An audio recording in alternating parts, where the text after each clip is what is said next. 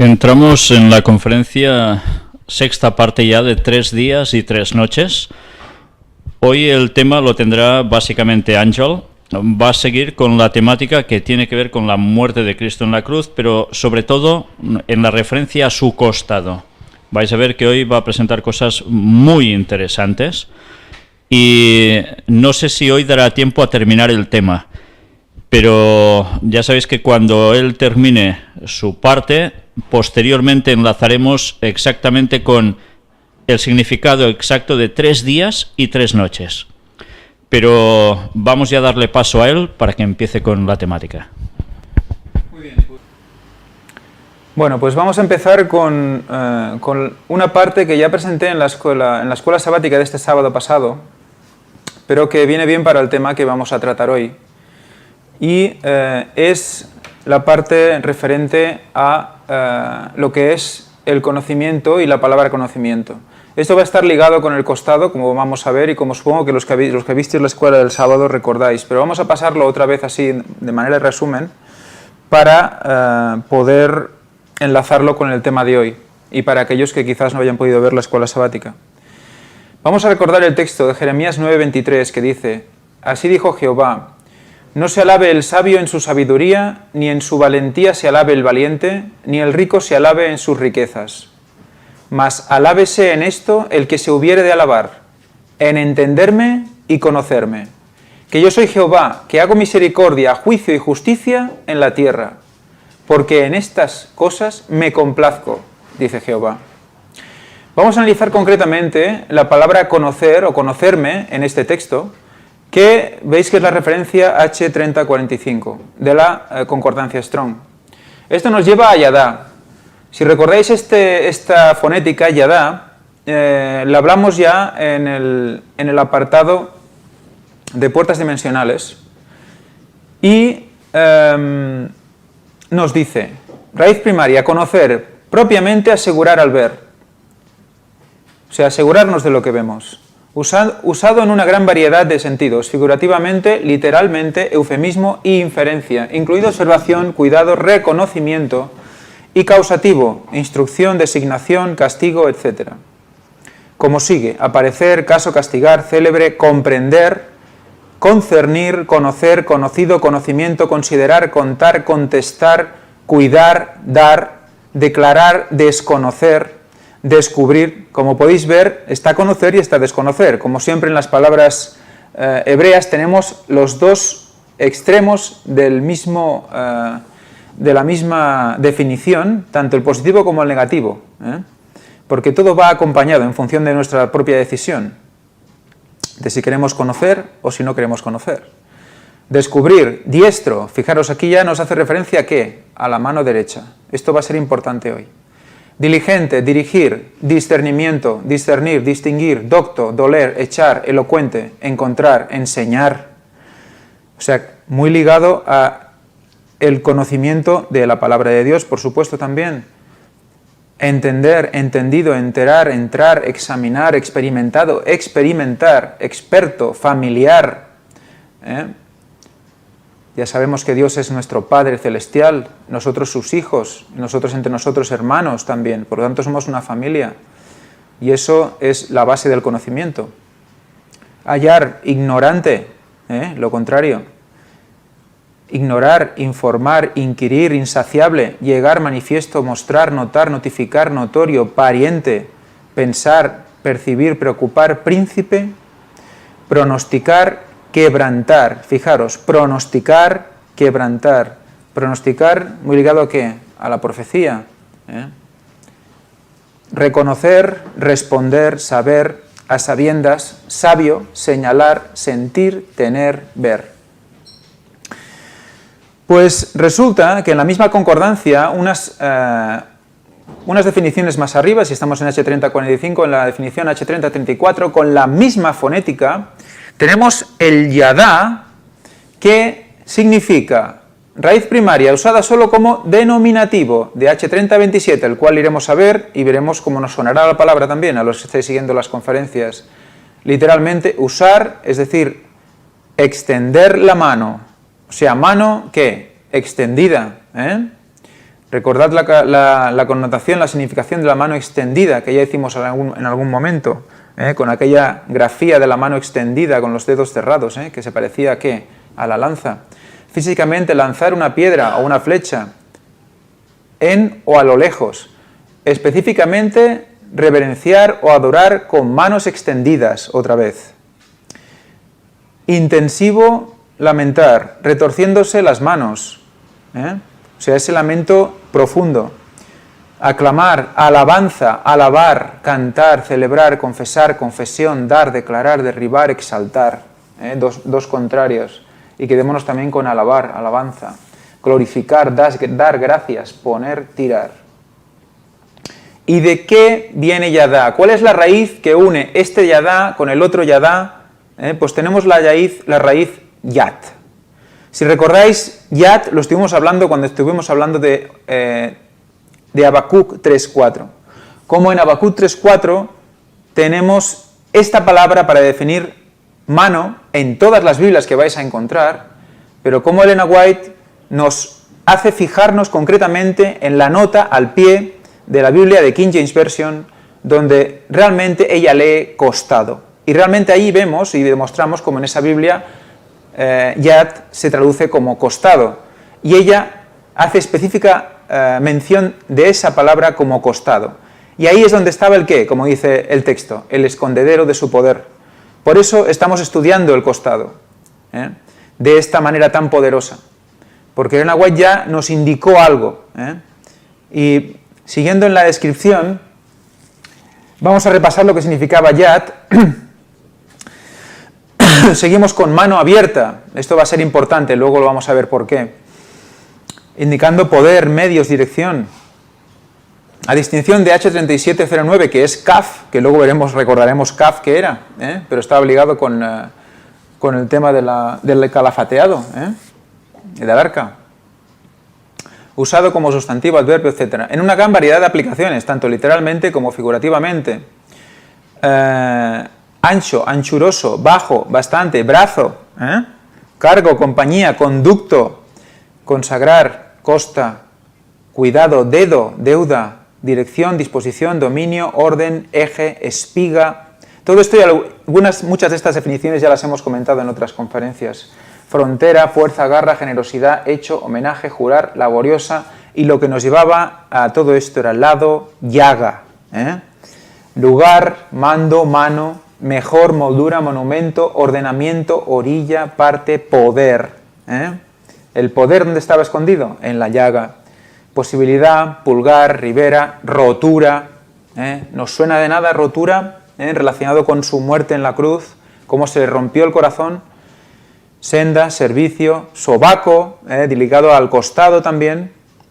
Soberbia, someter, territorio, vez, zurdo.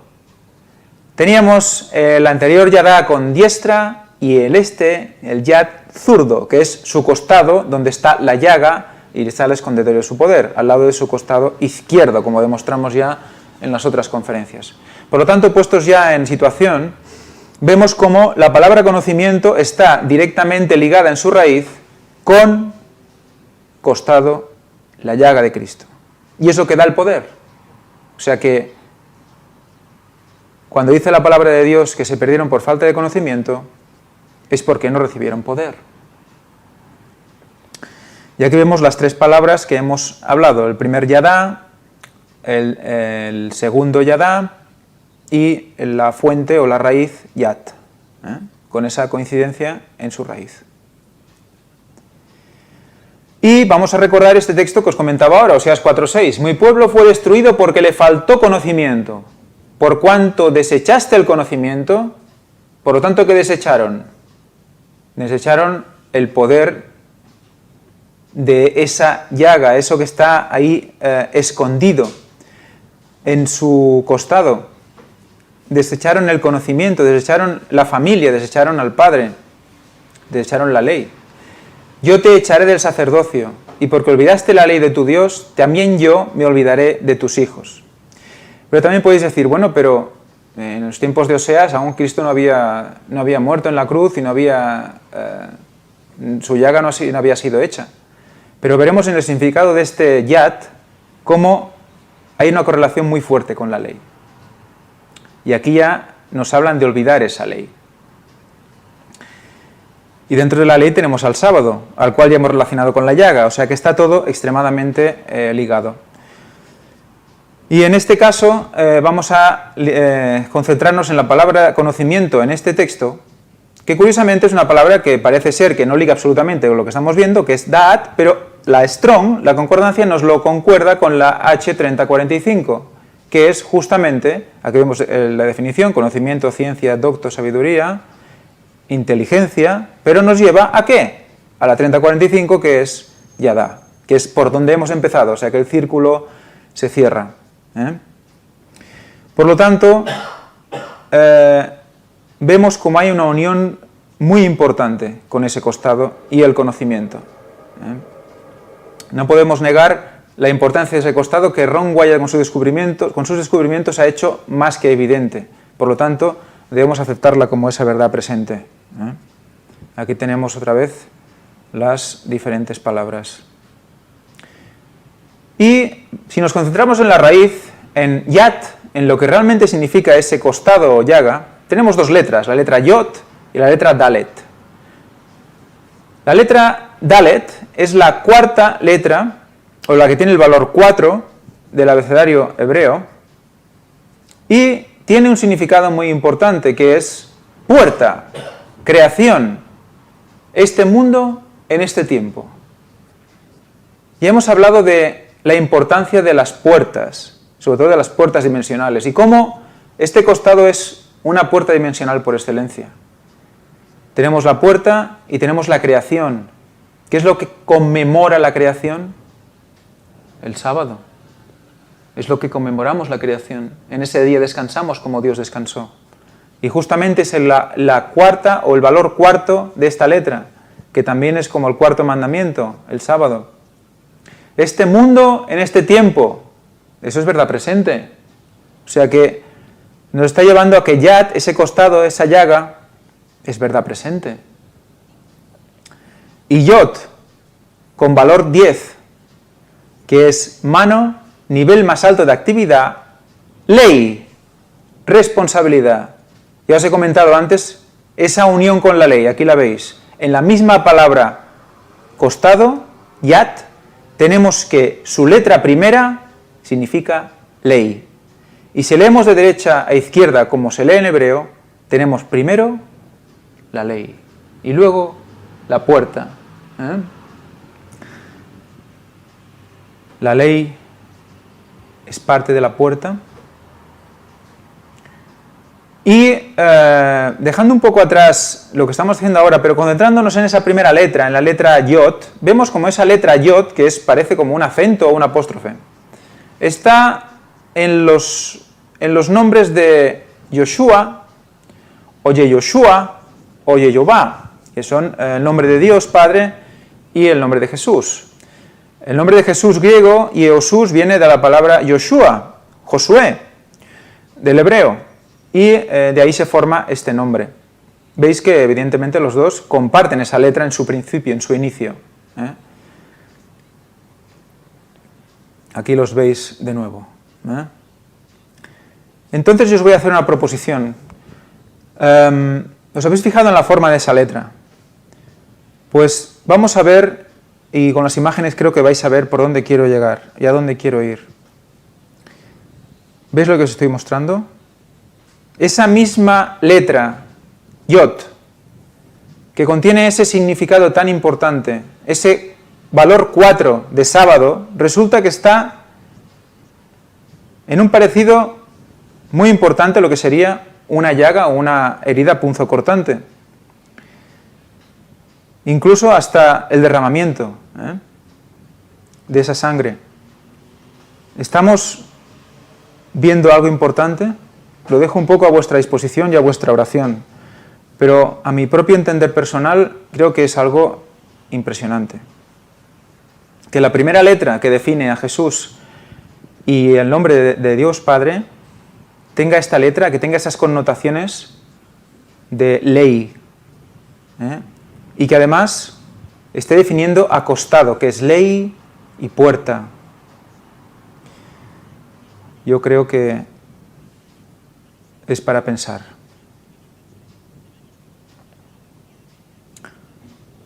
Muy bien, pues seguimos adelante. Ahora vamos a ver un vídeo de Jim Staley. Es un vídeo que me ha enviado el compañero Fred y me dice, no sé si te puede ayudar. Dice, he creído que tenía que enviártelo. Y siempre que me dice eso es porque realmente hay que verlo. Y efectivamente, estar atentos a lo que dice y veréis cómo lo que hemos dicho coge aún más profundidad. Tenemos que descubrir la plenitud del nombre de Yahweh. Yod, la mano derecha del poder de Dios, ¿ok? En hebreo pictográfico antiguo es una mano derecha abierta, una mano abierta de poder, fuerza. Hey, revelación, Vav, clavo. Hey, revelado o revelación. Entonces el nombre de Yahweh, ¿qué en verdad significa? La mano derecha de revelación es el clavo revelado. Es todo sobre Yahshua. Alguien preguntó esta mañana, Yahshua y Yahweh, ¿cómo están conectados? Ahí mismo, en el nombre mismo de Yahweh. En su forma original, usted ve, el pacto del clavo de Yahshua está revelado. Yahshua es revelado a través de la mano derecha del poder de Yahweh, por su mano derecha. Por eso es que Yahshua es la mano derecha que se sienta a la diestra del Padre.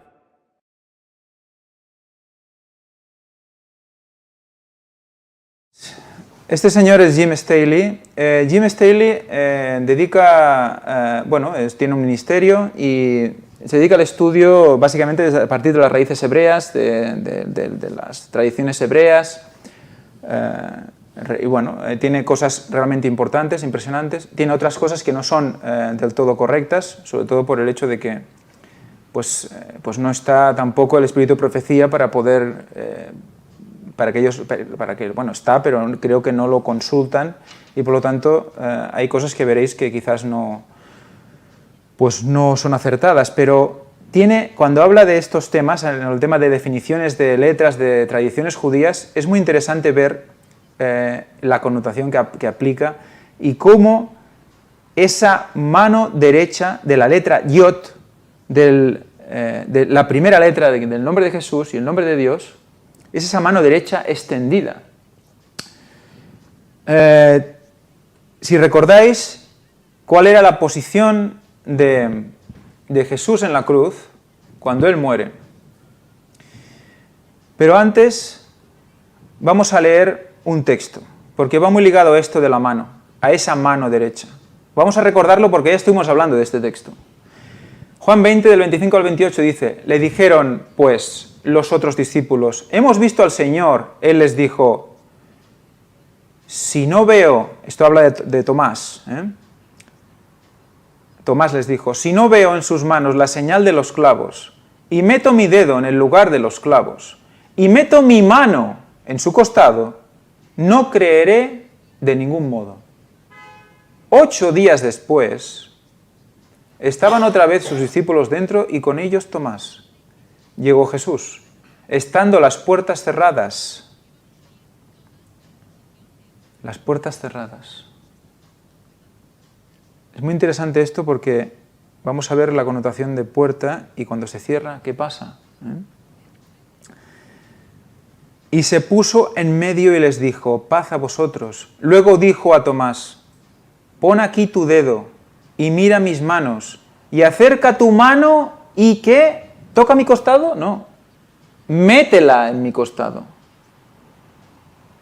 Y no seas incrédulo, sino creyente. O sea, fíjate, creyente, directamente, después de decirle, mete la mano en mi costado, no seas incrédulo, sino creyente. Entonces Tomás respondió y le dijo, Señor mío y Dios mío. Por lo tanto, la mano de Tomás solo pudo entrar de izquierda a derecha, siempre desde el punto de vista del mismo Jesús, porque su costado estaba en la izquierda. Tenemos esa mano que solo podía estar extendida para pasar entre las costillas, en su costado. Por lo tanto, ¿qué tenemos? Una mano extendida, que es, ¿qué? Yod o Yadá. Y si nos ponemos en la distribución en cómo estaba Jesús en la cruz, norte-sur, esa mano hubiera entrado este o este. Recordemos esa orientación tan importante del santuario y cómo poniendo a Jesús en su posición de muerte, de norte a sur, como Dios en el norte y mirando hacia el sur, tenemos que nos une, nos hace entrar en el santuario desde la mano izquierda, ¿a dónde? A la mano derecha, que está ¿dónde? En el arca de la alianza, en el lugar santísimo, ¿a dónde? En el trono de Dios. La importancia de esa dirección, de esa mano derecha. Y esa mano entrando en ese costado, ¿a qué nos recuerda? Nos recuerda, bueno, esto es un resumen que había puesto pero que se me ha colado, porque no tenía pensado repasarlo como lo he hecho ahora y luego no lo rectifiqué. La mano en su costado, con esa posición, una posición que nos recuerda a un ciprés o incluso a la cabeza de una lanza. Esa mano derecha que está descrita por esa misma definición de yad, costado. Por lo tanto, esa dirección nos está recordando ¿a qué? A una lanza.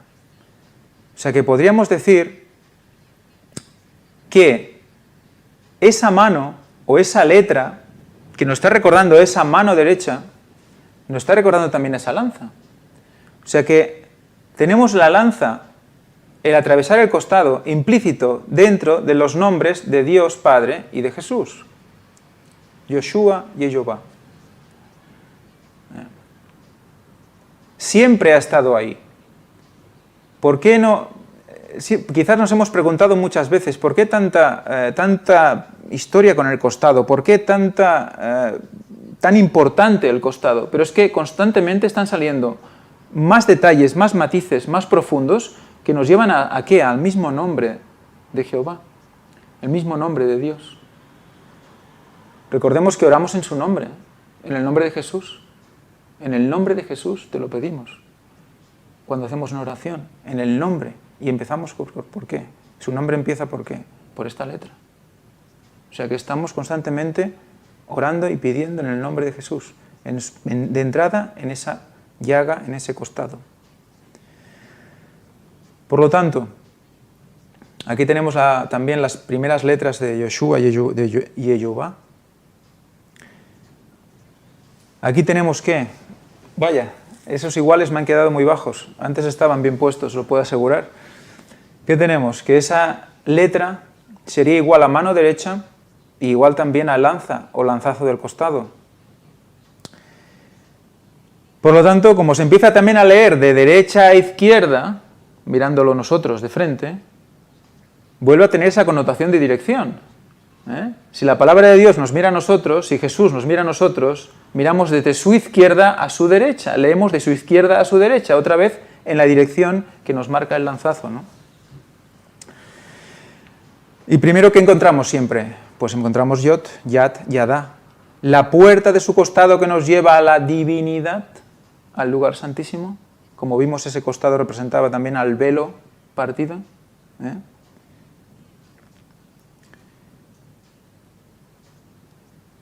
Y ese igual que se ha vuelto a bajar. Otra vez tenemos esa señal que es la llaga, es la herida. Es una herida. Pero es que antes hubo otra herida. Tenemos una herida, primero, que es la entrada del pecado. Separación entre ¿qué? El cielo y la tierra. Se separan. Por lo tanto, se abre una herida. Muerte de Jesús con su llaga, sábado, ratifica el pacto y empieza a cerrar la herida. Por lo tanto, ¿qué pasa? Se acabará de cerrar en su venida. ¿Y qué se une? ¿El cielo qué? Con la tierra otra vez. Por lo tanto, una cosa que se abre, luego ¿qué? Se cierra. Pero fijaros que es una herida por otra herida. Son como dos heridas. La primera trasladó la herida provocada por el pecado a sí mismo, literalmente. Y él mismo la sufrió. Jesús literalizó al Padre en todo. Nos lo mostró todo para que en él viéramos todo el mensaje del Padre. en él mismo. Con una herida, limpia otra herida. Con una herida, cierra otra herida. O sea que es muy, muy interesante. Y luego tenemos la falsa imitación. Esto se presentó en Puertas Dimensionales, creemos, porque lo hemos estado buscando y no ha habido maneras de encontrar dónde se presentó esto, porque yo lo he visto en las conferencias de Víctor y no recuerdo en cuál, y si alguien lo recuerda estaría bien que me lo pasara, porque no encontramos en la disposición, en la explicación de esta mano de Fátima, que bueno, podemos volver a buscar por internet, pero no hemos tenido tiempo para, bueno, al menos yo no he tenido tiempo de poder preparar, pero en una de las presentaciones explicó la mano de Fátima, esta mano que también se llama Hamsa, asociada a la diosa Tanit, que equivale a la Astarte fenicia y que luego derivó en la falsa adoración a la Virgen María. Pero es que resulta que ahí vemos la mano derecha de Jesús, pero es que en una ocasión, en una de las conferencias de Víctor, esta mano, o una mano similar, cerrada, fue presentada, estaba como en una pintura o un vitral es como una vidriera, una cristalera de estas típicas de iglesias católicas, donde la dirección de la mano no era la derecha, y mirando de derecha a izquierda, sino que era la izquierda mirando de izquierda a derecha. O sea que espero que lo recordéis, y si no lo recordáis, tendremos que buscar entre los dos esa conferencia. Pero es totalmente contrario a lo que estamos expresando aquí. Tomás mete su mano de derecha a izquierda, y ahí nos mostraría el lado contrario, sería de izquierda a derecha, o sea que sería el costado derecho de Jesús, totalmente al contrario de lo que fue en realidad. Y esta curiosa forma es el símbolo de esta diosa. Fijaros, lo he puesto como curiosidad porque ¿qué os recuerda? ¿Nos recuerda algo parecido a esto? Pues resulta que esta diosa tenía esta forma. Muy bien, pues seguimos. Cambiamos de tercio y vamos a recordar un comentario que hizo Víctor en la anterior conferencia del costado traspasado, ya hace muchas semanas, y que comentó, dijo, es que las costillas parecen, ¿qué? La base de un barco. Y efectivamente, os he querido poner una imagen para que vierais cómo visualmente aún es más poderoso que explicado. Tenemos las costillas totalmente muy similares a lo que son cuadernas, que serían esas secciones que aguantan luego toda la superficie de la quilla. Aquí tenemos las costillas del arca de Noé. Ese arca que representa al mismo Jesús recogiendo a su gente, guardándola del diluvio. Y ya sí, ahora sí, después de 2 intentos, porque creo que en la anterior conferencia también lo intentamos, pero no pudimos, vamos a leer las declaraciones de Jaslyn Johnson, que es una amiga de Ron Wyatt, que trabajaron juntos en uno de los hospitales, concretamente en el Obstetric Department en Donaldson Hospital.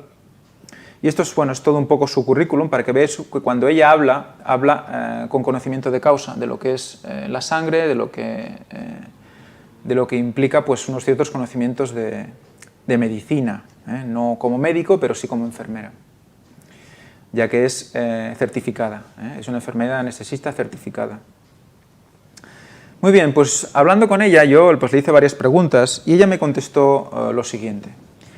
Dice, querido Ángel, estoy contenta de que otra persona también esté estudiando acerca de la sangre de Jesús. Bueno, esto está traducido, está traducido, evidentemente, ella no habla español, o sea que si veis alguna cosa, luego haré alguna aclaración sobre algo, pero bueno, puede ser que haya alguna cosa que no... Pero bueno, ya me diréis. Me encantaría escuchar tu presentación, suena que es muy interesante. Ellen White dijo que la roca, el altar de Jesús, fue perforada por el pie. Nota del traductor, la base de la cruz. Ron encontró la roca que fue perforada por la cruz. La roca tenía una división, una rajadura en ella, del lado izquierdo de Jesús. O sea que la roca que aguantaba en la cruz ya tenía una grieta, ¿dónde? Pues curiosamente en su lado izquierdo, cosa que vuelve a confirmar cómo la sangre cayó por el lado izquierdo. Ron dijo que el lado izquierdo de Jesús fue perforado. Ron también creía que esto había sido así. Dijo que en las épocas de la Biblia, cuando herían a una persona, la herían bajo la quinta costilla, que sería el área del corazón. Ron pensaba que la lanza entró por el lado izquierdo, a través del bazo y luego hasta el corazón. Jesús ya había perdido suficiente sangre para morir cuando murió. Luego su muerte, su bazo y corazón fueron traspasados, lo que vació la sangre que le quedaba. Él dio toda su sangre por nosotros. Creo que el concepto este de que dio toda su sangre es lo que debería hacernos pensar. Dio toda su sangre. Y eso nos va a hacer entender también el papel importante del bazo en todo esto. Luego aquí hay una frase que vamos a tener que aclarar. Dice, la sangre que perdió antes de morir fue lo que redimió al mundo. La sangre que perdió luego de su muerte, la de su costado, es la que Él está usando en el santuario celestial ahora. Porque Él iba a ser el sumo sacerdote sobre la casa de Dios. Tenía que tener sangre para ofrecer en el tabernáculo hecho sin manos. Bueno, esto lo comenté con Víctor, estoy hablando con él, y no tenemos constancia de que esta declaración de que hay una sangre antes de morir, una sangre después de morir, con un significado diferente. Pero bueno, no quiere decir que no hayamos visto el texto, porque hay textos no traducidos, pero no tenemos no podemos certificar esta declaración. Nos recuerda a Hebreos 10, 18 y 19 y 20, que esto ya lo hemos leído alguna vez, que dice, pues donde hay remisión de estos pecados, no hay más ofrenda por pecado. Así que, hermanos, teniendo libertad para entrar en el lugar santísimo por la sangre de Jesucristo, por el camino nuevo y vivo que Él nos abrió a través del velo, esto es, de su carne, recordad otra vez, velo, carne, ese velo abierto, esa carne abierta, nos lo deja muy claro aquí. Y teniendo un gran sacerdote sobre la casa de Dios, acerquémonos con corazón sincero, en plena certidumbre de fe, purificados los corazones de mala conciencia y lavados los cuerpos con agua pura. Bien, lo más cercano que tenemos en textos es cuando se sacrificaba a uno de los animales, la sangre se vertía, por eso había esa rejilla debajo, y una parte de la sangre se cogía, es la que se entraba para ir a ese lugar, ¿no? En concreto dentro del santuario. Es lo más parecido a las dos formas de sangre, una que se derrama y la otra que va hacia allí. Sí, puede ser. Luego, también es verdad que el resto de la sangre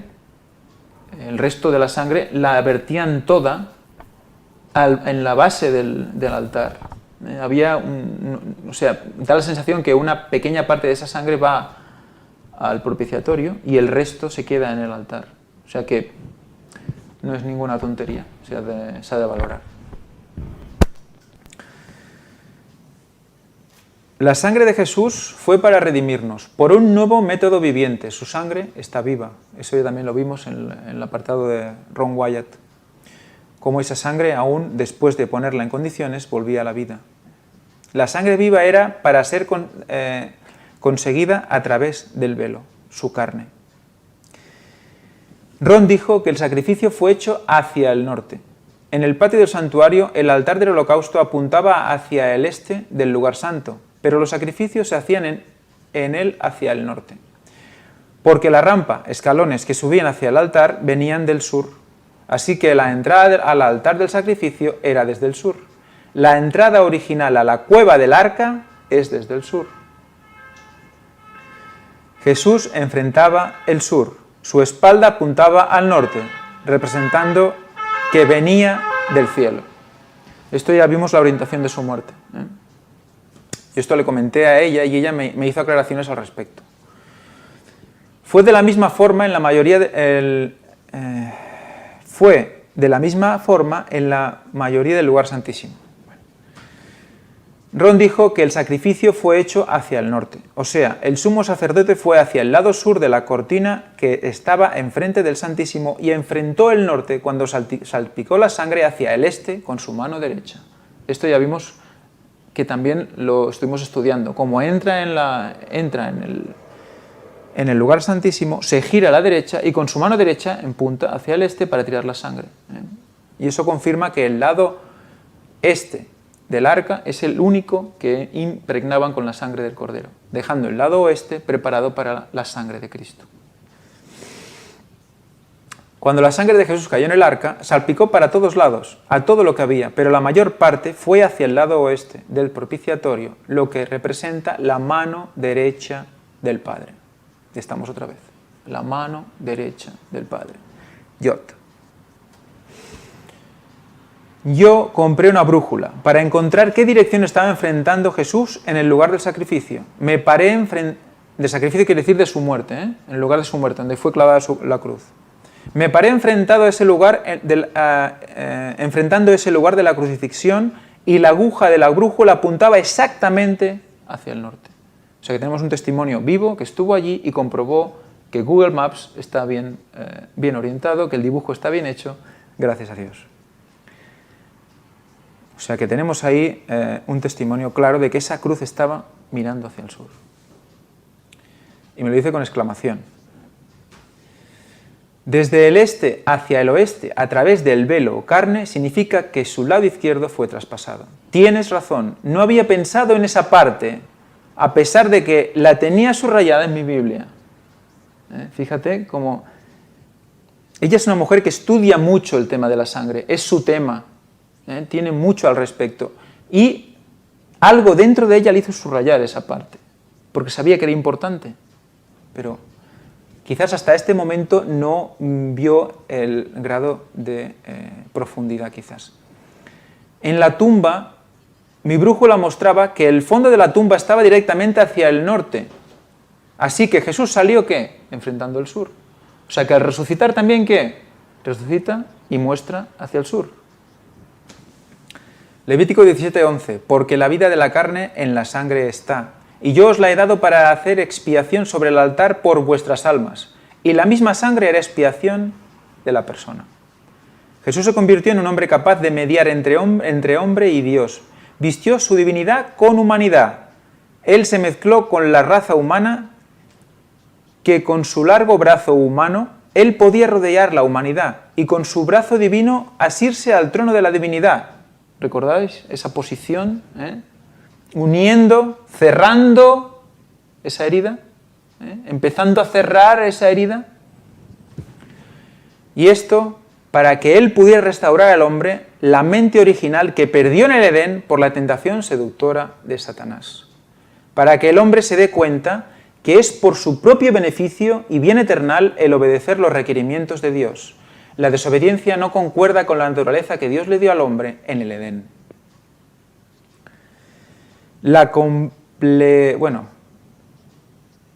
completitud, no sé si existe, de su humanidad, la perfección de su divinidad, formó para nosotros una fuerte base sobre la cual nosotros pudiéramos tal vez ser traídos a reconciliación con Dios.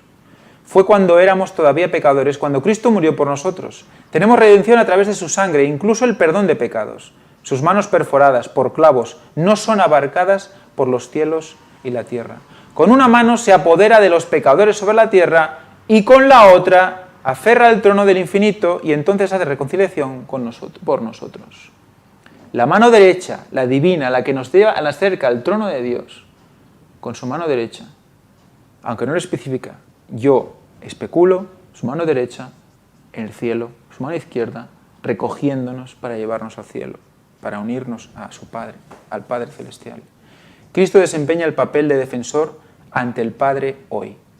Él es el mediador entre Dios y el hombre, teniendo las marcas de su crucifixión, aboga por los motivos de nuestras almas.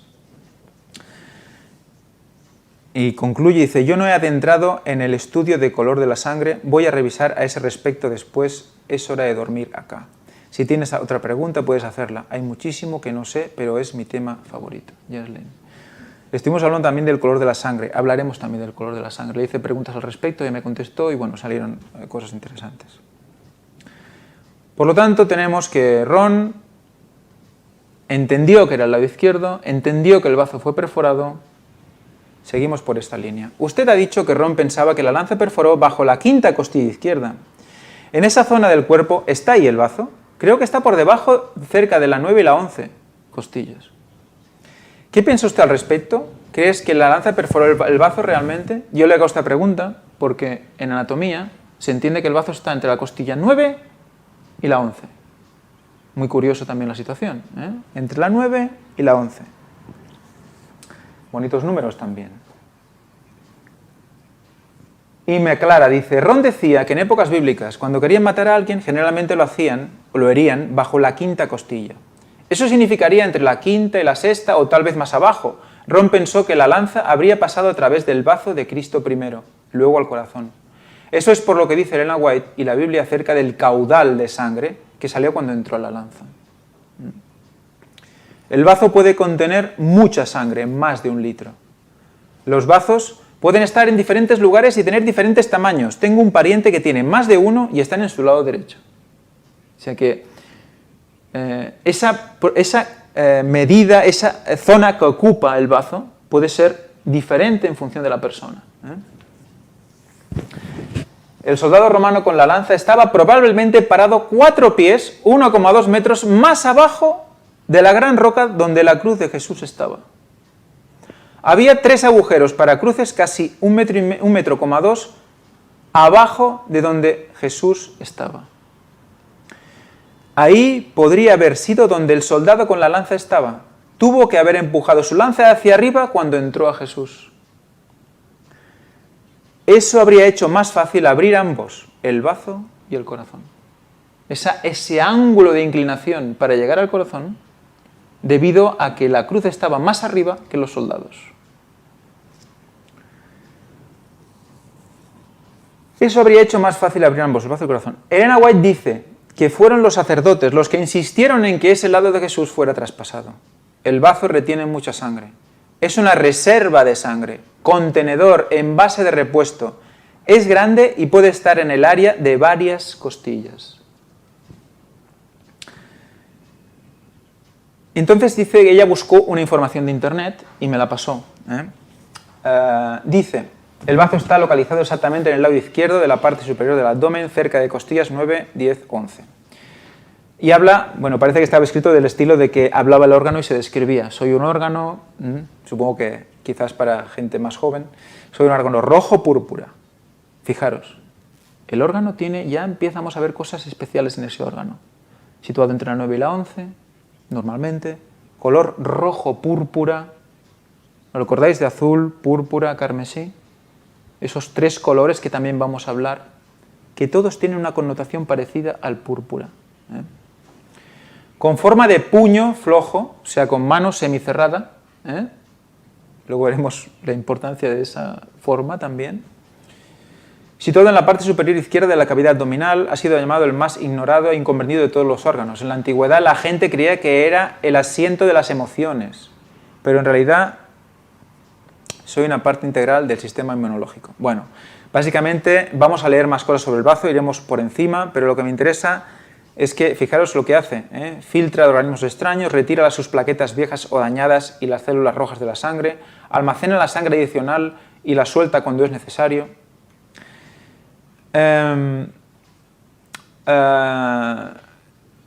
Cuando tiene un problema y se tiene que extirpar se le llama esplenectomía. ¿Por qué he puesto esplen en rojo? Es la base, es la raíz griega que se utiliza para hablar del bazo. Y en inglés recordemos que es spleen, bazo. Se mantiene esa raíz griega. Veremos esa raíz griega lo que significa. Y si Dios quiere hoy, si llegamos al final. Dice, aproximadamente el 1% de la población no tiene bazo, se puede vivir sin mí, aunque dice, soy importante pero no vital, aumenta la resistencia a la infección si tienes bazo, es el mayor de los tejidos linfoides, tiene casi el tamaño del corazón. El tejido que compone el bazo es un material esponjoso que tiene capacidad hasta 1,14 litros de sangre. El bazo se encuentra en el lado izquierdo del cuerpo, justo detrás del estómago. Dice, ella es un valioso órgano que produce algunas de las células blancas de la sangre, filtra la sangre, destruye las viejas células rojas de la sangre desgastadas y devuelve el hierro necesario a la sangre, eliminando el resto de células sanguíneas viejas como residuos. El bazo también almacena el exceso de sangre en caso de emergencias. ¿Cristo sufrió emergencias? Unas cuantas. Por ejemplo, ¿cuándo qué? Cuando el oxígeno en el sistema circulatorio es poco. ¿Recordáis lo que estuvimos hablando de esos momentos que Cristo pasó en su pasión? ¿Cómo a la pérdida de sangre le creaba hipovolemia, o sea, pérdida de volumen de sangre? ¿Y eso qué? Cuando la sangre que tiene glóbulos rojos, ¿qué acumula el glóbulo rojo? El oxígeno también. Transporta oxígeno por la hemoglobina.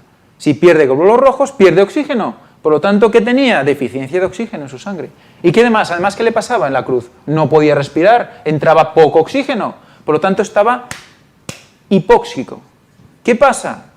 Que en esas condiciones, este órgano almacena más sangre. Fijaros. A menudo escuchamos que la víctima de un accidente de auto ha tenido la ruptura de bazo que se ha extirpado quirúrgicamente. Dado que el bazo es tan suave y esponjoso, no puede repararse mediante cirugía, por lo que sí ha sido perforado o lesionado por... Bueno, que si ha sido perforado es más seguro extirparlo, no se puede curar.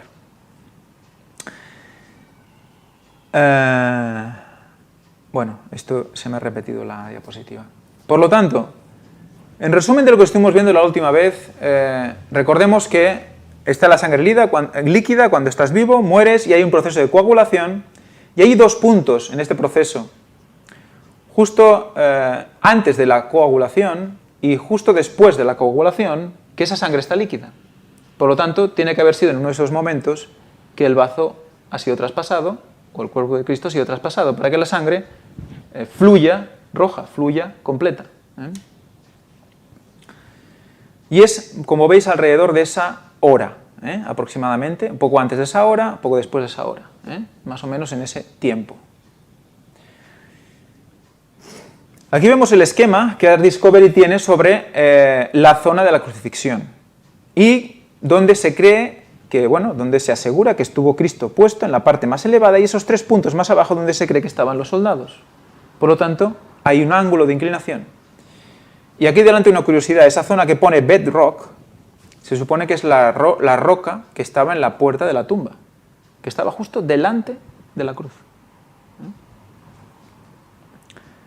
Aquí veis, en esta línea, justo debajo del título que pone Crucifixion Site in Garden Tomb Area, justo debajo hay una línea horizontal que dice Ground Level Today, o sea que ahí estaría el nivel del suelo hoy. Todas las cosas que estamos viendo ahora estarían soterradas debajo de ese suelo hoy.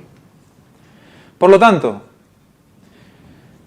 no os riáis de este dibujo, ¿de acuerdo? No os riáis para nada. Yo empecé a dibujar sin ninguna intención de lo que vais a ver que pasó. Empecé a dibujar, me imaginé a Cristo, un Cristo alto, una cruz un poco más larga que su altura, y el soldado a 1,2 metros por debajo.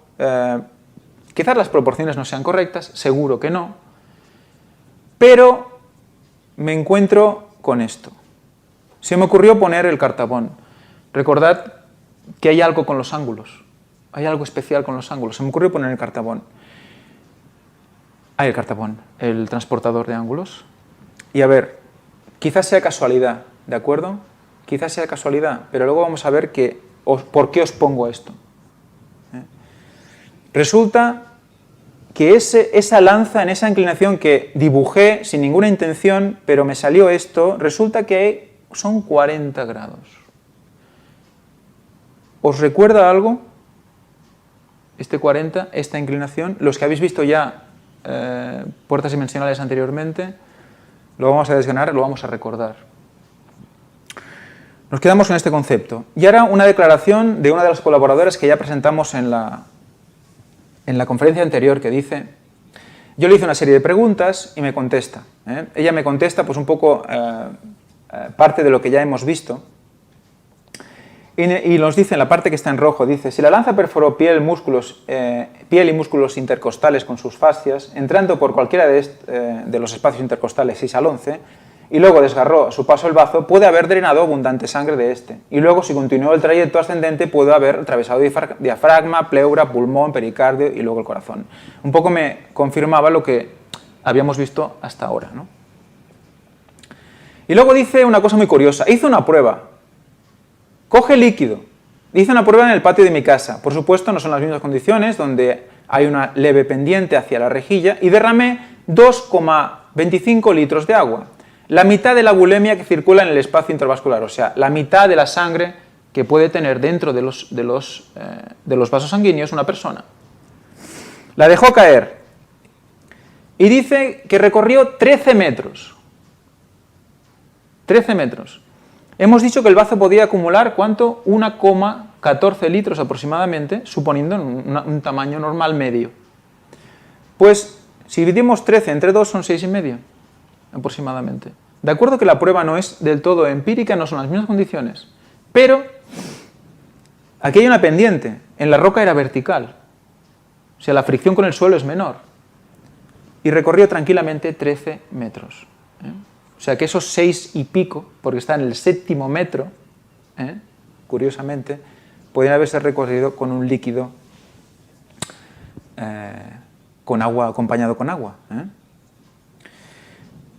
Y luego me confirmaba, pues eso, lo del efecto Don, lo que decíamos, posterior a la coagulación.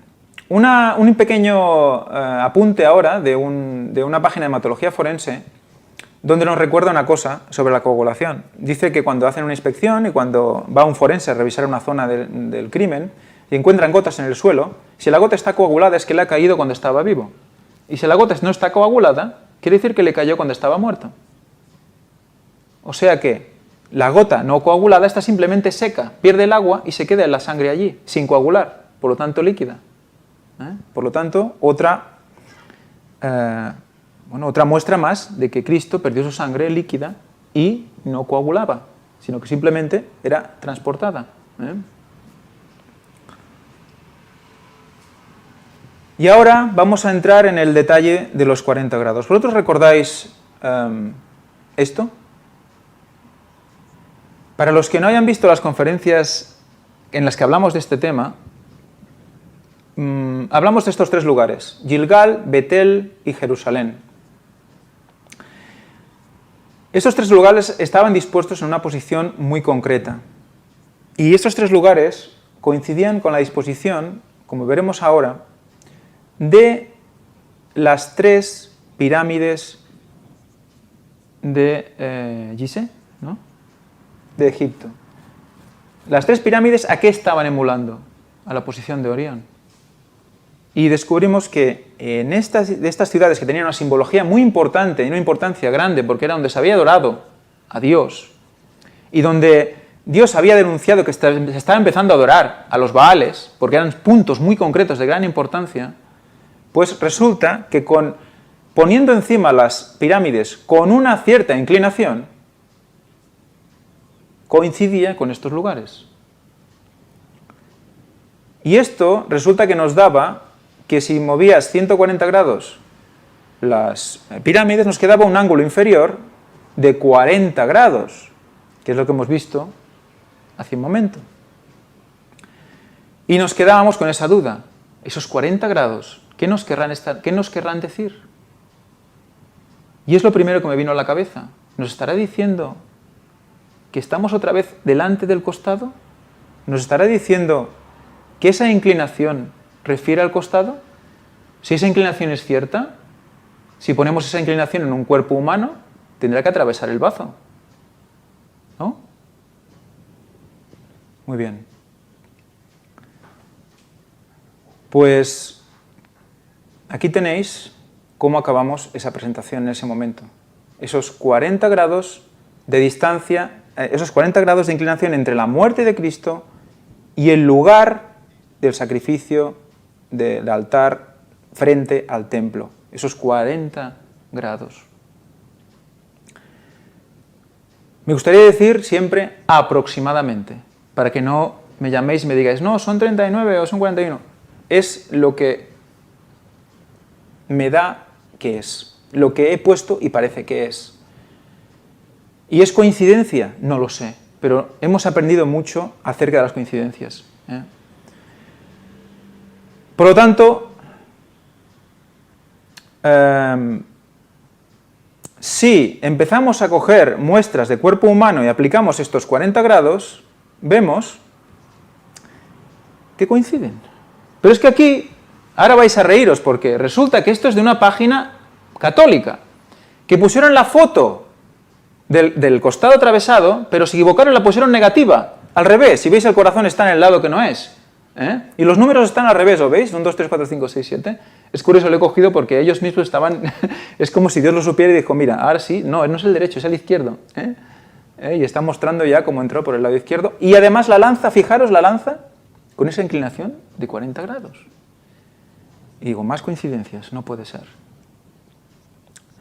Muy bien, pues recordáis también todo esto, todas estas exposiciones que hicimos con la similitud de Cristo, de su cruz, lo que significaba, justo ahí, ¿de acuerdo? Justo entre la sexta y la séptima cuaderna, no digo que sea costilla, no quiero que empecéis a pensar que esto son costillas y tal, no, pero es simplemente el número, dónde estaba puesto, dónde estaba la muesca, es muy curioso, ¿vale?, que esté en esa zona y que aproxime también esa inclinación. Bueno, también es verdad que podía haberle dibujado diferente, pero se puede dar. Y claro, dices, un cuerpo humano, tenemos el corazón y tenemos el bazo. ¿Cuál es la inclinación que une los dos? Y vais a decir, no, no puede ser. Pues sí, resulta que la inclinación entre el bazo y el corazón son también estos 40 grados. Y entonces cuando empecé a pensar que no era ninguna tontería, digo, a lo mejor es que el Espíritu Santo nos está diciendo y nos está marcando algo. Entonces lo puse aquí y tenemos esta inclinación. O sea que probablemente tengamos puesto aquí la inclinación de la lanza que fue perforada Jesús y que penetró hasta su corazón. Y por lo tanto, ¿qué hace eso? Pues te dan unas ganas horribles de estudiar el bazo. ¿Qué importancia tiene el bazo? ¿Veis? Aquí tenéis la situación, la forma del bazo. Y en otro dibujo diferente, aquí tenéis también la inclinación puesta, porque digo, a lo mejor es aquel dibujo que lo cogió diferente. No, no, está esa inclinación y atraviesa por el medio del bazo. Y llega al corazón. Vais a ver diferentes explicaciones de su anatomía, algo ya hemos visto, pero hay una cosa muy curiosa, y es sus medidas. Aquí nos dice 12,5 de largo, 7,5 de ancho y 3 centímetros de espesor. Pero es que en otros lugares tenemos, por ejemplo, se coge como media general 150 gramos, es un número importante también, 12 de largo, 12 de largo, 7 de ancho, 3 de espesor.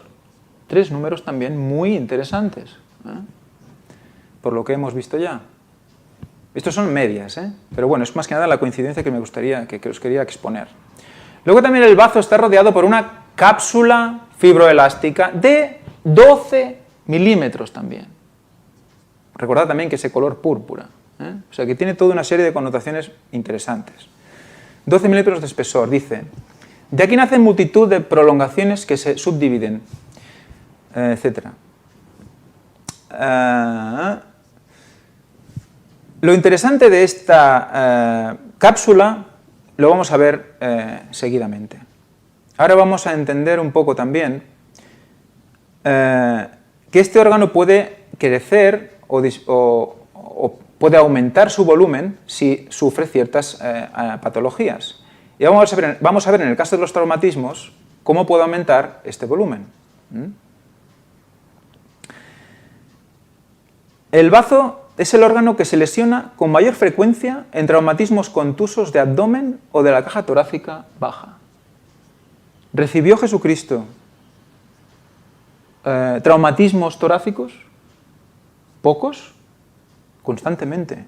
Empezaron los sacerdotes, luego los latigazos, que no eran latigazos y ya está, eran latigazos con puntas metálicas y con ganchos. O sea que recibió en todas las partes de su cuerpo.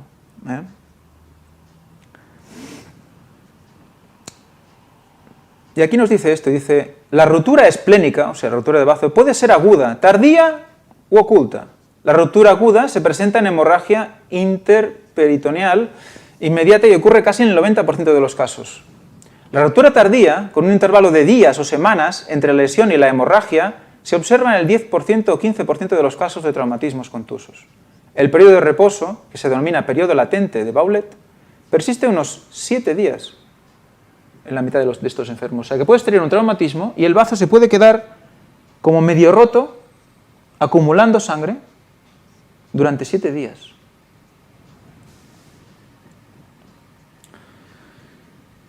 Dice, cuando se rompe el bazo puede derramarse gran cantidad de sangre en el abdomen. La cápsula exterior del bazo puede contener la hemorragia temporalmente. O sea que es como un globo que se puede ir hinchando durante un tiempo. Fijaros, hasta 7 días, acumulando sangre. Dimensión, pesa alrededor de 200 gramos. Aquí te dan otras medidas, 12 por 8, también número interesante, por 3. Es de color rojo oscuro y se hace, ¿qué? Violáceo, ¿cuándo? En el cadáver. Recordemos que Cristo estaba muerto cuando fue traspasado. Recordamos el diafragma, ¿por qué? Pues porque el bazo está pegado al diafragma, pegado en la parte dorsal y un poco trasera, digamos, como podéis ver. En este dibujo también tenemos la inclinación posible. Aquí tenéis el bazo donde pone spleen, y aquí tenéis el riñón y el bazo visto desde atrás. El riñón izquierdo, a la izquierda de vuestras imágenes, y el bazo encima. Y ahora vamos a ver un pequeño vídeo de trauma esplénico para que entendáis a dónde quiero llegar con estas exposiciones. Desde la Universidad Nacional de La Plata, cátedra C de cirugía, profesor titular, el doctor Carlos Michelini. Vamos a hablar un poquito de traumatismo de vaso, dedicado a mis alumnos que están por rendir parcial ahora, y yo les insistí con el vaso porque es un tema importante. Así que bueno, algunas consideraciones anatómicas básicas, generales, que siempre tenemos que dar para recordarlas. El vaso es un órgano parenquimatoso, es decir, no es hueco, y tiene la forma de un puño aplaudido, en sentido lateral si se quiere, donde va a tener un borde, o una cara, perdón, derecha que es cóncava, que acá estamos viendo y que recibe al hilio, decía, los vasos, a la arteria esplénica, y da a la vena esplénica. ¿Dónde localizamos bien exactamente a este vaso? Acá fíjense, a la izquierda del estómago, y nótese cómo está bien pegado hacia arriba, hacia atrás, hacia afuera, hacia la izquierda, con la pared del tronco, del tórax hacia arriba y del abdomen hacia abajo. Está bien, casi pegadito a la pared, casi no, literalmente pegado a la pared, casi superficial. Si lo miramos en relación a las costillas, vamos a ver que está entre las costillas novena y 11ª. Es muy importante que se acuerden de eso. 3 cosas para tener en cuenta en traumatismo esplénico, especialmente en hemorragia en 2 tiempos. Primera cosa a tener en cuenta, sospecharlo en todo trauma de hipocondrio izquierdo, máximo cuando hay hematoma de escoriación. Segunda cosa para tener en cuenta, sospechar lesión de vaso en todo trauma cerrado de abdomen que impacte en el hipocondrio izquierdo. Y tercera cosa para tener en cuenta, sospecharlo en todo trauma. ¿Se entiende el mensaje, no? Esto es importantísimo, gente. Hay que acordárselo sí o sí. Bien, ¿cuáles son los grados de la lesión del vaso? Hay 6 grados, dependiendo de la cuantía de la lesión. En el grado 3, es un hematoma subcapsular que llega a un 50%, es expansivo, puede empezar a crecer, o bien puede tener una laceración importante que sea sangrante, una laceración mayor a 3 centímetros y que sea sangrante. Es en estos grados, el 2 y el 3, donde la cápsula puede ser continente y darnos una hemorragia en 2 tiempos. Va sangrando, o el hematoma se va expandiendo, hasta que la cápsula deja de contenerlo y después se rompe y nos hace una hemorragia en 2 tiempos, nos hace un cuadro de hemoperitoneo. En el grado 4, ya acá es más importante la lesión, el vaso está roto y está sangrante, el hematoma, perdón, está roto, está abierto y es sangrante, pierde sangre, o bien el vaso tuvo una rotura mayor a un 25%. Grado 4, dije 6, son 4 grados, perdón, me confundí. Y el grado 5, no 6, 5, es cuando el vaso estalla, es el estallido de vaso. Está roto en muchas partes, está todo desgarrado y todo sangrado, el hemoperitoneo es importante.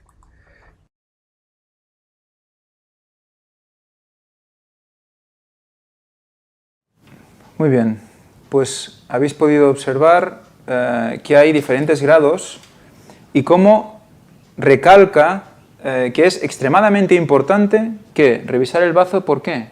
Porque hay muchísimas probabilidades de que ese bazo esté reventado o de que esté en una situación de algún grado de lesión, como hemos visto. Por lo tanto, antes de seguir me gustaría hacer una mención. ¿Y habéis visto la forma que tiene el bazo? Tiene una forma, pues, como de mano, ha dicho que él, ¿no? Mano como aplaudida, ¿no? Decía un puño aplaudido o algo así ha dicho. Es un puño semiabierto. Esto tiene un significado en hebreo. Se llama kaf. Kaf es una de las referencias que si tú estudias yat, te lleva a kaf.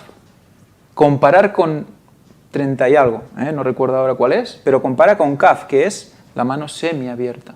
¿Y con qué está relacionado kaf? ¿Cuál es esa raíz? Pues la raíz de kafar, de kipur, de kofer. ¿Qué significan esto? Kofer, ¿qué era? Calafatear. Kipur es expiación. ¿De acuerdo? O sea que, fijaros también la forma especial. También puede ser una forma de barca, cóncava. Pero lo que nos ha dicho este señor, que puede haber una rotura, ¿qué? En dos tiempos. Que tú puedes recibir golpes y lo más probable es que tengas el bazo en un grado de degradación de los que hemos visto antes. Y que puede haber una rotura en dos tiempos, que puede acumular sangre y estar ahí una semana. ¿Y Cristo cuánto tiempo estuvo desde que empezó a recibir los ataques físicos? Una jornada. O sea que pudo haber aguantado ese bazo en una disposición a punto de explotar. ¿Y cómo? ¿En qué condición? ¿Qué hemos dicho? Hipoxia, acumulando sangre de emergencia y en una posible condición de bazo semirroto, acumulando aún más sangre por hemorragia interna. ¿Pero contenida por qué? Por esa cápsula de 12 milímetros. Por lo tanto tenemos un bazo aún mayor, lleno de sangre. Aquí hay un caso clínico en el que podéis leer, si podéis ver con tranquilidad, que es un chico joven de 27 años, una edad próxima a la de Jesús, y que tiene una rotura en dos tiempos, y que le duele un poco el bazo, va al médico y lo llevan a casa con analgésicos porque no le pasa nada, pero luego después de 7 días vuelve con un derramamiento interior. Con un bazo, como podéis ver aquí donde explica, aquí tenéis una muestra, una foto del bazo, que es más grande casi que la mano, porque estaba totalmente lleno de sangre, y veis que aquí dice que en este caso fue laboriosa al estar el bazo aumentado de tamaño por el hematoma intracapsular. O sea, dentro de la cápsula había un hematoma tan grande que el bazo era mucho más grande. Y sacaron muchos litros de sangre. Lo que pasa es que, claro, él estuvo mucho tiempo, 7 días acumulando, y después reventó.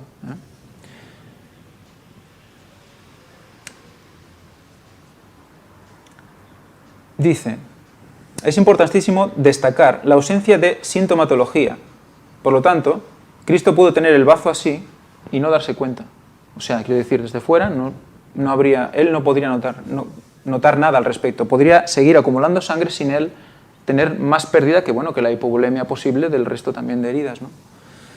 Al comienzo del proceso, así como también tener presente la velocidad de deterioro del paciente cuando la rotura se produce en dos tiempos, al estallar la cápsula esplénica, días después del traumatismo.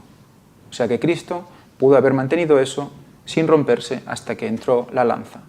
Y el bazo, lleno de sangre, acumulando sangre, para ese momento específico, reventó. Y ahora vamos directamente y acabamos hoy con la raíz griega de bazo, que sería spleen o esplénico, sería esplenikos, la palabra griega que definiría ese bazo. Dice que en la Grecia antigua, en griego splenikos, con el significado actual de Hipócrates, el siglo V a.C., pasó a ser splenikus en el siglo I después de Cristo, y que fue reintroducida en inglés como spleen. Pues vamos a repasar lo que la concordancia Strong nos dice acerca de esa raíz. Y vamos a leer todas las palabras que nos hablan de esa raíz, spleen, SP. Pues resulta que empezamos con una, que es España. España. Y diréis, bueno, la primera letra no es la S. ¿Cómo que no? ¿Sabéis qué pasa? Es que esa primera letra es la S mayúscula. Pero es una S. Es la letra igual que la que viene siguiente, la letra sigma. Es la misma, pero mayúscula. O sea que el bazo tiene en su raíz el componente España. Es muy curioso. Seguimos. Esparazo, despairo, bloquear, aparentemente fortificado, mediante la idea de una contracción espasmódica, retorcerse, con convulsiones de epilepsia, sacudir con violencia. Seguimos con la siguiente, que dice tira, franja, de un derivado de la base de tal, significa atar o envolver con tiras, fajar a un infante según la costumbre oriental, envolver en pañales. Seguimos en otra palabra, dice lujo, de ser voluptuoso, disoluto, entregarse a los placeres, sacar, y seguimos espeira, de origen latín, pero a la larga derivado de 138 en el sentido de su cognado. Bobina espiral, es decir, en nivel figurativo, masa de hombres, una cohorte militar romana. También, por analogía, una escuadra de porteros levíticos. Compañía, fijaros, una bobina espiral.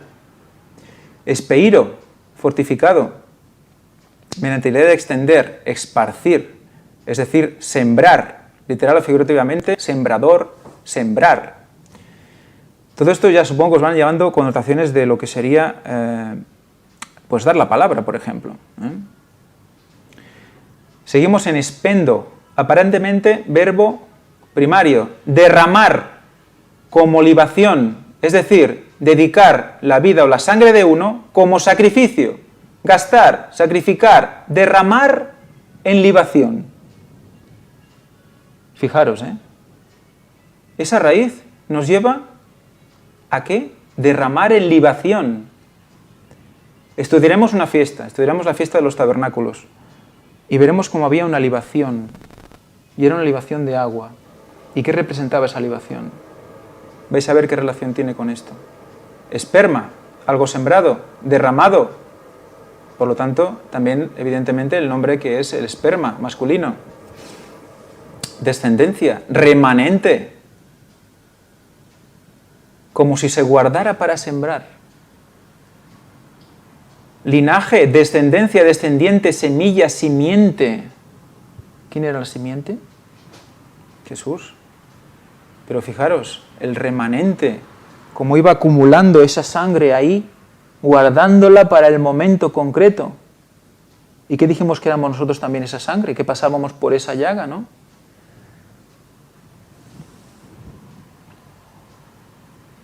Espermólogos, recogedor de semilla, como el cuervo. ¿Recordáis el cuervo? ¿Qué significaba también? Bueno, gorrón, aprovechador, ahí tenemos una connotación negativa. Esperar, fijamos abajo en espeudo, como dice, acelerar, es decir, urgir, instar, diligentemente o fervientemente. ¿Recordáis el significado de esa verdad presente en la misma palabra de costado? Que no podemos estar parados, en la misma palabra nos lo decía, que tenemos que ser fervientes. Por implicación, esperar con ansia, apresuradamente, apresurar, dar prisa, prontamente. Recordad las palabras de Elena White que comentaba que si nosotros hubiéramos hecho el trabajo que debíamos hacer, Cristo habría vuelto, ¿no? Decía. Aunque evidentemente Dios sabía que ese trabajo no se iba a hacer y la venida de Cristo está claramente especificada. Espelaion dice caverna, por implicación escondite o lugar de reposo, cueva. Por lo tanto, ¿dónde estaba el escondite de su poder? También en esa llaga. Y por lo tanto ese bazo estaba, como habéis visto, justo pegado debajo de esa llaga, justo pegado a la superficie del diafragma y por lo tanto de las costillas. Manchar o ensuciar, contaminar inmundicia. Y aquí hay una muy concreta que he señalado específicamente, que es esplanion o splaninon. Probablemente fortificado, de splen, que es la raíz de bazo. Spleen, que sería como fonéticamente en inglés, que es intestino, plural, figurativamente compasión o lástima, cariño, corazón, entraña, amor entrañable. Amor entrañable. Hemos dicho, bueno, lo ha dicho Jaslyn, creo, que antes se creía que el bazo era como el receptáculo de las emociones. Fijaros hasta qué punto ese significado de la raíz spleen, amor entrañable. La mayor muestra de amor de Dios fue que nos dio a su Hijo para morir por todos nosotros. Y derramando su sangre. Podéis ver más abajo, esponja, cenizas, parentela, simiente, que ya lo hemos visto, sembrado, esparcir semillas, sembrar, hacer esfuerzo, ser pronto o ferviente, procurar con diligencia, solícito, pronto, enérgico, ferviente, diligente. ¿Cómo debemos ser en este tiempo del fin? ¿Debemos estar parados esperando que llegue la gracia? ¿Debemos estar parados esperando que llegue Cristo? Creo que esta definición de esta raíz nos está llevando a algo que realmente tenemos que empezar a hacer, que es levantarnos del sofá y empezar a hacer cosas, pero hacer cosas con oración y dirigidos por el Espíritu. Y acabamos con, con más connotaciones, pero que básicamente se basan en lo mismo. Ferviente, prontitud, ferventemente, prontamente, rapidez, despachar, fervor. Y fijaros al final, acaba con una muy interesante, canasta o recipiente para fiambre. Una canasta en esa forma de mano curvada. Y recordad también cómo fue Moisés puesto dentro de ¿de qué? De un arca, de una canasta, para que salvara la vida. Es esa forma que tiene el bazo, que es curioso, como si ya supieran la forma. Bueno, supongo que algo de anatomía pues debían saber en la época y ya definían ese bazo. Pero el hecho de que ya estemos viendo cómo habla de ese amor, de ese derramamiento, misericordia, veis en la definición 46-97, misericordia, compasión, compadecer, está definiendo ese sentir de Dios respecto de nosotros. Y hasta aquí la exposición de hoy. Aquí tenéis el Twitter, nuestra web.